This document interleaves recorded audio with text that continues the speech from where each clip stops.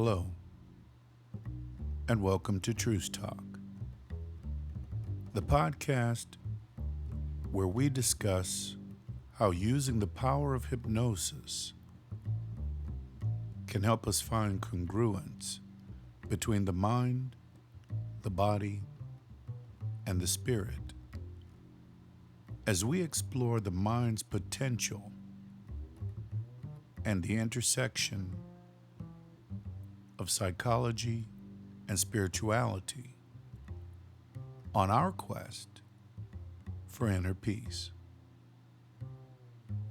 I'm your host, Lindsay, a certified clinical hypnotherapist, and welcome to Season 3, The Power of Speech and Hypnosis. In this episode, we'll discuss self-hypnosis for anxiety, a way to improve your mental health. You've seen many of the people that I've worked with throughout the years on television, in the news media, and on the political stage. And you're probably wondering, what in the world am I doing starting a podcast about anxiety when the season is going to be dedicated to the power of speech? Well, in order for some people to even open their mouths to speak, they sometimes have to get over an underlying limiting belief or a fear or an anxiety about what they're going to say. So whether or not you believe in hypnosis as a viable physical and mental health improvement tool, chances are you've experienced a form of hypnosis on multiple occasions.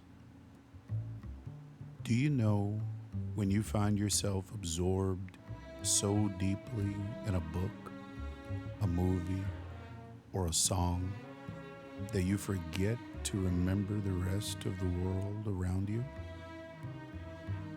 This is essentially what hypnotherapy is about, a form of relaxation treatment that enables you to leverage the contact power of your subconscious. Patients with anxiety in particular have often been able to achieve positive outcomes through professional hypnotherapy sessions. Anxiety is a common and potentially debilitating psychological health condition for which conventional medical treatment options like prescription drugs are often ineffective. But to what extent could hypnosis help bring about positive change in the lives of people who struggle with depression?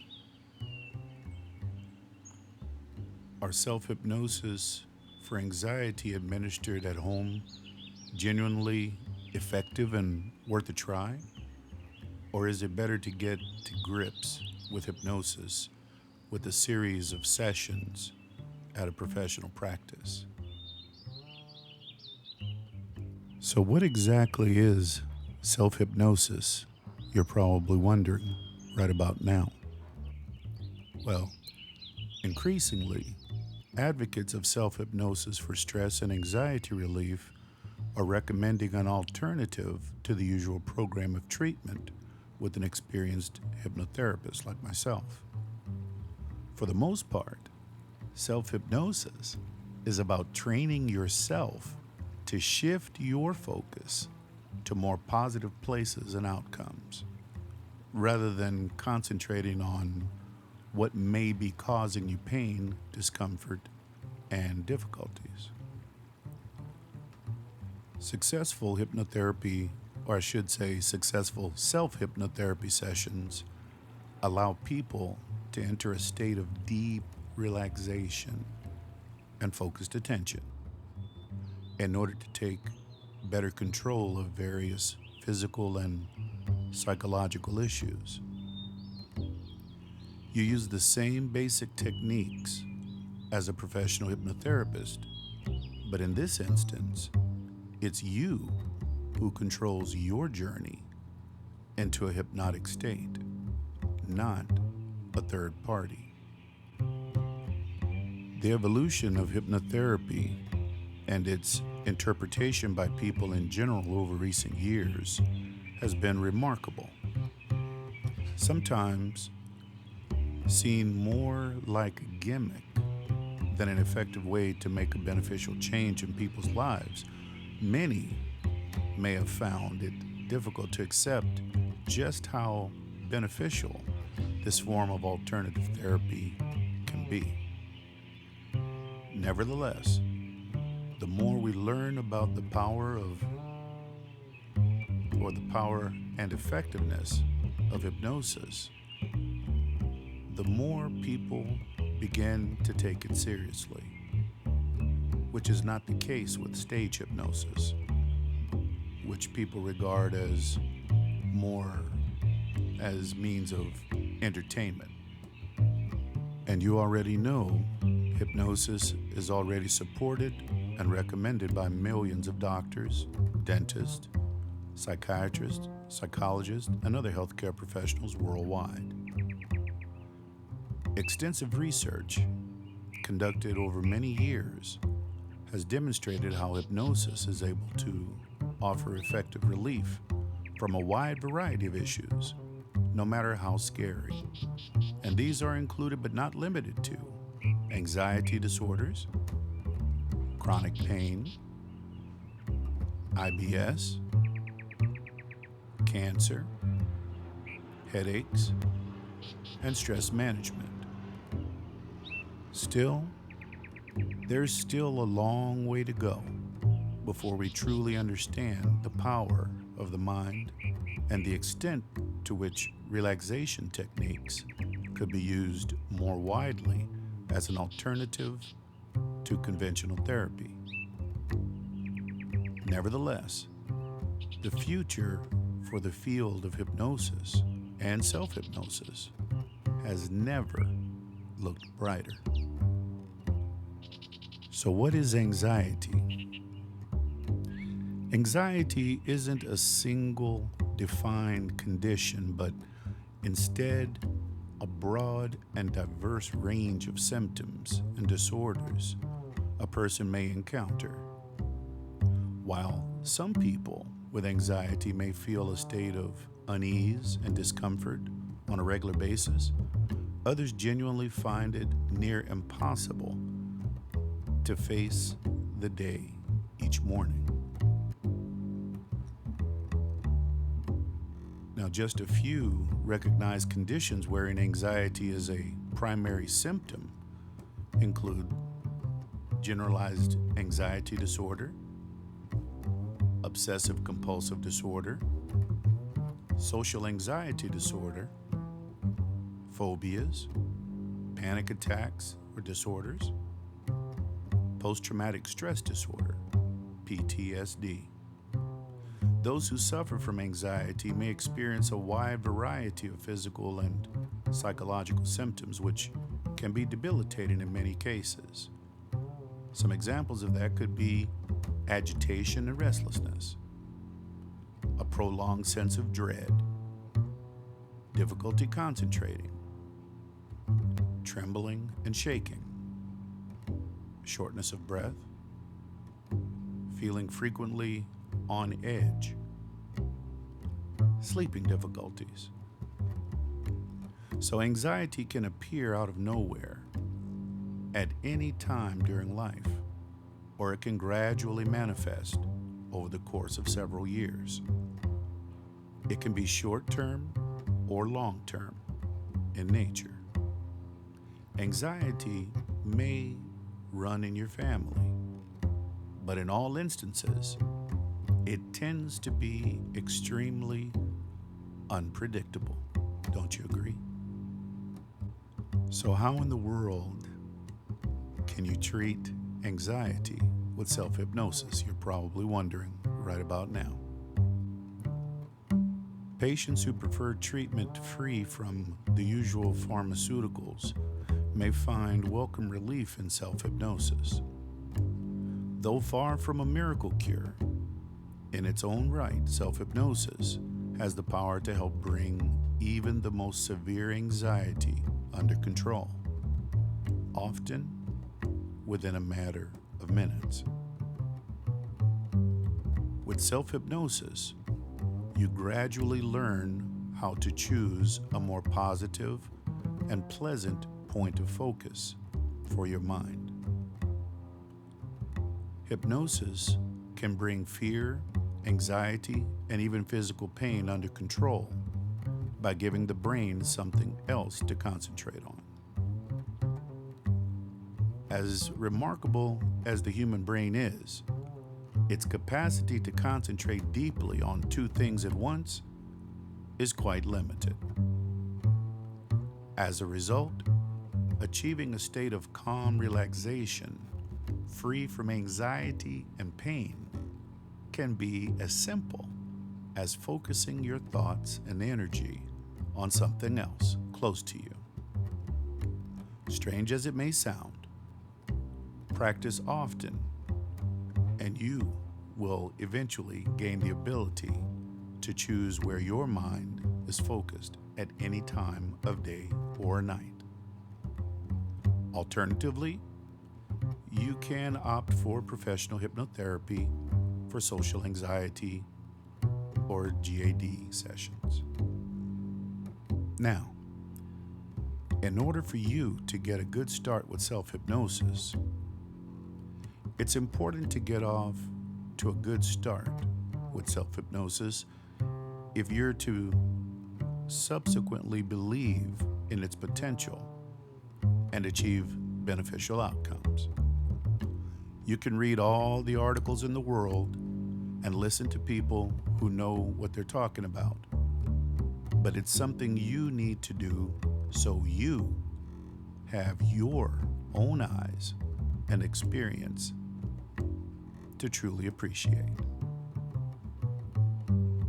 Thankfully, the basics of hypnosis for anxiety are not easy to master.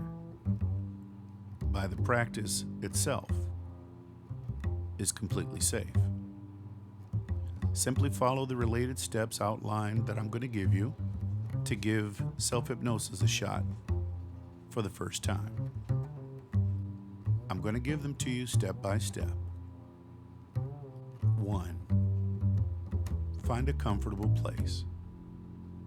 The first thing to do is find a safe, reassuring, and comfortable spot where you can feel as free and calm as possible. Sit up or lay down if you prefer. But remember that self-hypnosis, while laying down, can result in falling into a deep sleep. Set aside around 30 minutes of your time and wear something comfortable. Step 2. Relax and use hypnotic induction. So next, focus deeply on relaxing and loosening each and every part of your body from the top down. Ensure you start with your head, progressing onto your face, then your neck and your shoulders, chest, arms, hands, and so on, all the way down to your toes. Picture the stress and tension as something physically oozing out of your body as you progress. Step 3. Introduce a hypnotic suggestion. Now, this is the point where you will want to come up with a personal mantra which you will then use each time you perform self-hypnosis. Keep it simple, yet meaningful to you. Something along the lines of, I feel safe, confident, calm, and relaxed. Repeating this mantra over and over as you breathe deeply and concentrate on relaxation will help you fall into a relaxed hypnotic state. Or you can use Email Quay. Every day, in every way, I am feeling better and better. Step 4.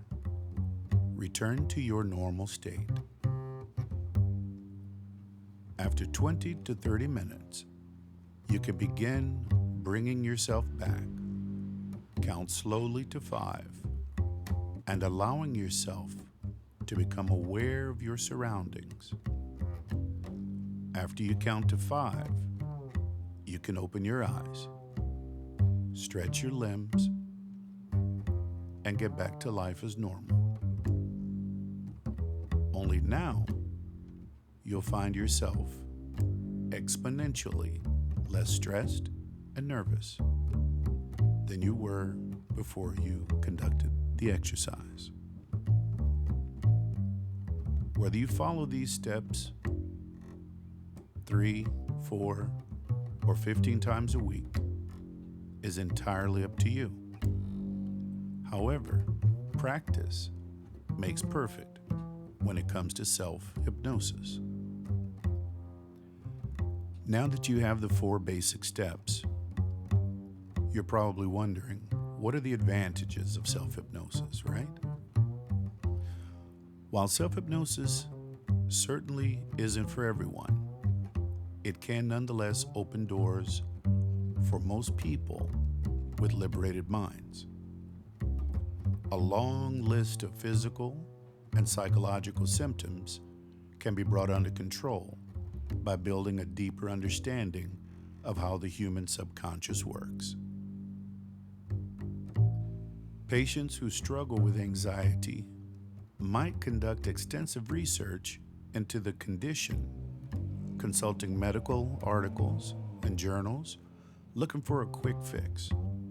Unfortunately, and as the case with all forms of mental health conditions, there is no quick fix cure available. Self-hypnosis is a form of alternative treatment that essentially involves convincing your conscious and subconscious that the issues you are facing are under your control.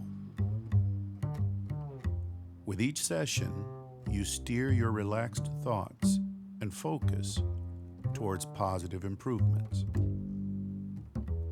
You don't ignore them. You accept them and learn how to live with them. This is where hypnotherapy differs from all forms of conventional medical treatment, like prescription drugs, which are designed primarily to address the symptoms of anxiety and fear, not to get to grips with its cause. Now, just so we're clear and we can differentiate between self-hypnosis sessions versus guided meditation, and rounding off, self-hypnosis and guided meditation are similar in many ways. They both involve training the mind and body to reach a state of deep and focused relaxation, with the aim of making beneficial life improvements. However, the main difference between the two is the fact that meditation is usually performed with no predetermined goals in mind. You dedicate simply to feel better and get more out of life. You practice self-hypnosis when looking to take control of a specific psychological or physical health issue and situation. While it's not easy to say that both cannot make a difference in the lives of those who struggle with anxiety, focused self hypnosis has the power to bring about the most beneficial experience and change of all, and is therefore definitely worth a try. Thank you for listening to TRUCETALK, self-hypnosis for anxiety, a way to improve your mental health. I'm Lindsay, your certified clinical hypnotherapist. Please take a moment to engage in the questions and answer section in the poll below and leave a comment. And please write in and let me know if you've been able to better manage your anxious feelings.